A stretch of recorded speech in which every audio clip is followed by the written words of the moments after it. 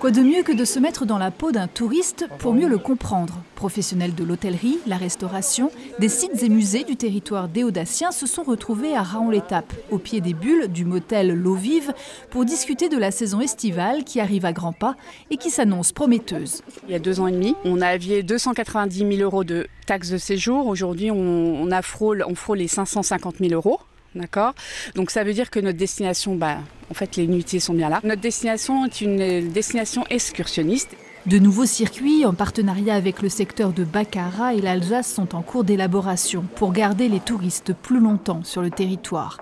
Un nouveau magazine vient d'être édité pour mettre en valeur patrimoine, art culinaire, sites naturels et artisanat, y compris pour capter les habitants qui représentent la moitié des visiteurs friands de nouveautés. Les nécropoles qui ont été classées au patrimoine mondial de l'humanité, donc on essaie de faire une grande opération de promotion sur ces nécropoles-là. La nouveauté au niveau de l'office de tourisme, c'est aussi la mise en tourisme du camp celtique de la Bure. Et en termes de randonnée, par exemple le chemin des croix de Mortagne, donc un chemin de croix dans l'église de Mortagne qui a été classé au monument historique l'année dernière. Capter l'attention du touriste, c'est aussi faire évoluer les visites. Cette promenade dans le centre-ville de Raon-l'Étape, organisée par l'Office de tourisme, aura bientôt son pendant numérique avec un parcours audio guidé depuis son téléphone, même si les conférenciers seront toujours bien présents. On a la chance en plus à Raon-l'Étape d'avoir une histoire très très riche qui est liée donc à l'exploitation forestière, qui est liée à l'exploitation agricole et qui fait donc toute l'architecture et toute la symbolique de cette ville, et notamment donc les fontaines. 12 fontaines, dont 11 sont classées par les monuments historiques.